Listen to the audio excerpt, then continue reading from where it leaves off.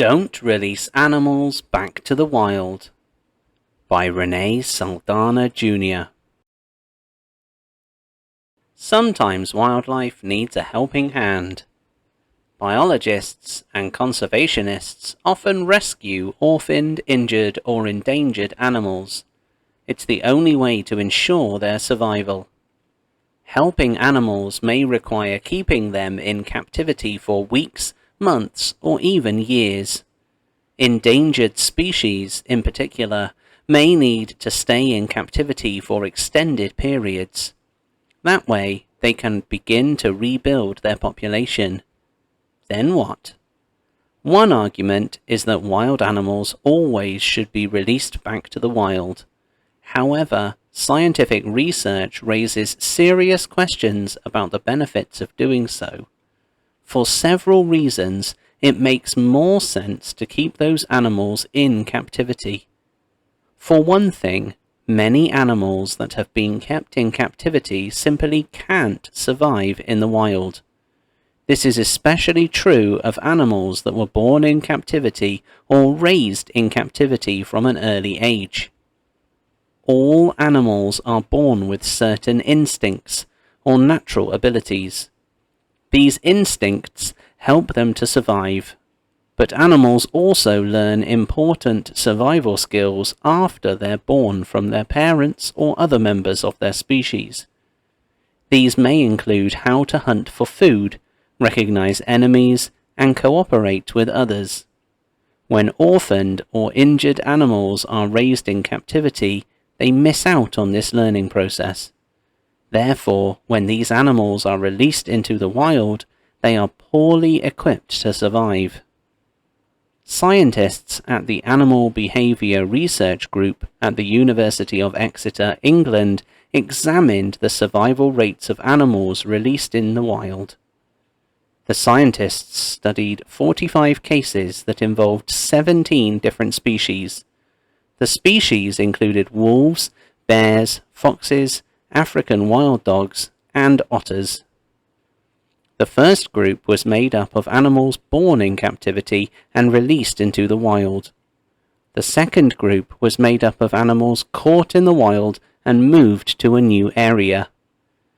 The scientists found that the animals born in captivity had a much lower survival rate in the wild. These animals were more likely to starve to death. That's because they lacked hunting skills. The captive-born animals were also less likely to find mates and start families. That means their species as a whole was less likely to thrive. The captive-born animals also were less likely to avoid dangerous situations. Captive-born animals have less natural fear of other large carnivores, said researcher Kristen Jewell. She noted that animals that are more bold, particularly toward humans, are more likely to die. African hunting dogs raised in captivity, for example, were frequently attacked by lions. Many African hunting dogs were also hunted or trapped by humans after their release into the wild. Animals that are captured rather than born in captivity also face peril when they're released back into the wild. One example is Keiko, the orca that starred in the movie Free Willy. Keiko was captured from the North Atlantic Ocean near Iceland. At the time, he was about 3 years old.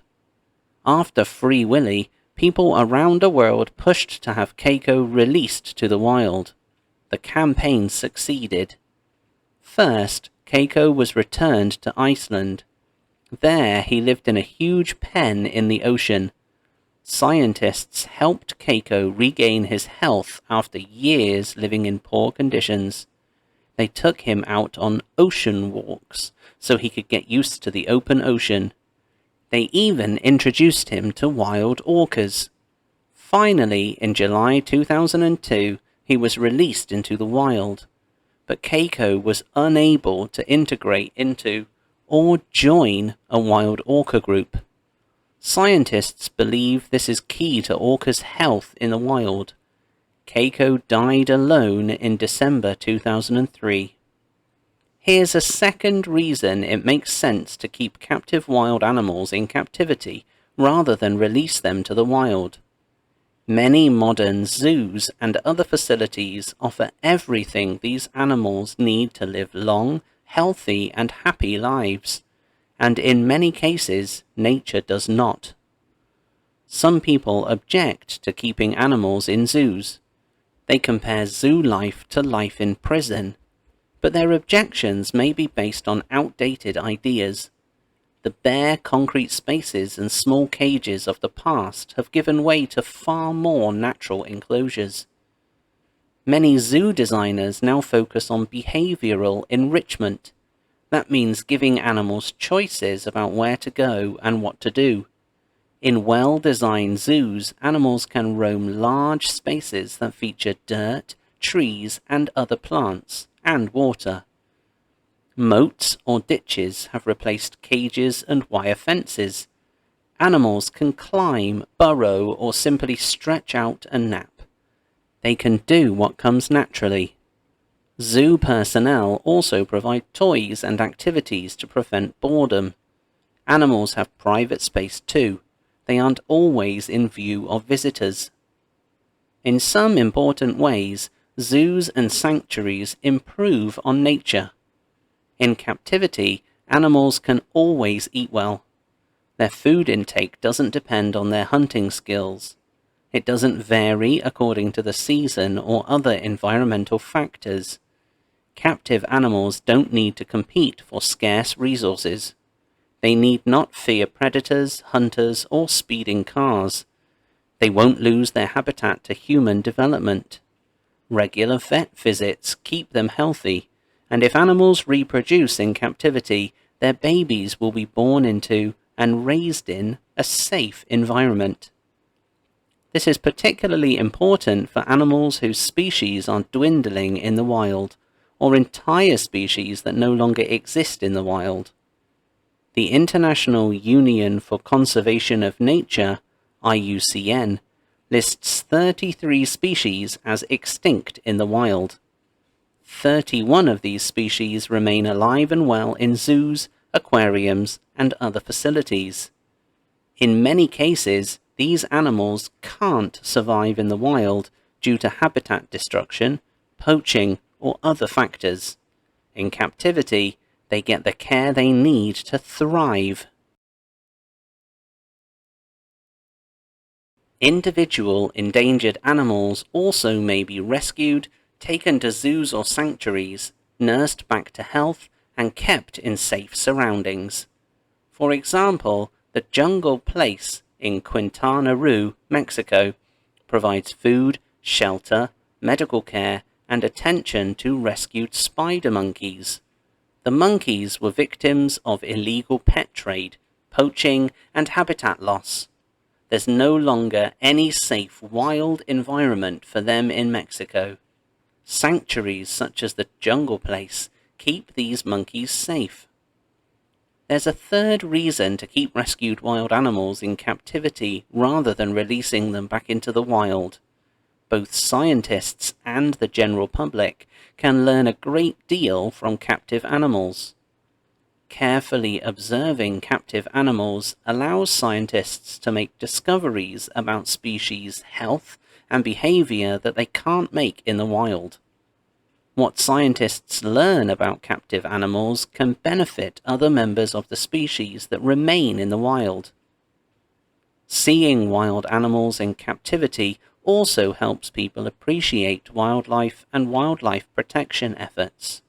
People are more likely to contribute to conservation organizations after seeing a member of an endangered species up close.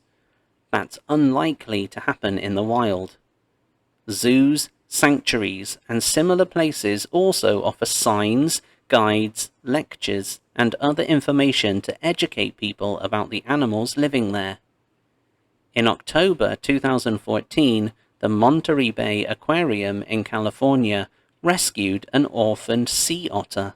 She was part of a population of threatened Southern California otters. The pup was thought to be less than a week old. She was far too young to be without her mother. Staff cared for the pup for a month, then they moved her to the Shed Aquarium in Chicago, Illinois, and named her Luna. They knew they couldn't release Luna to the sea. Pups learn most of their survival skills from their mothers. Luna missed out on this learning stage. She wouldn't last long in the wild.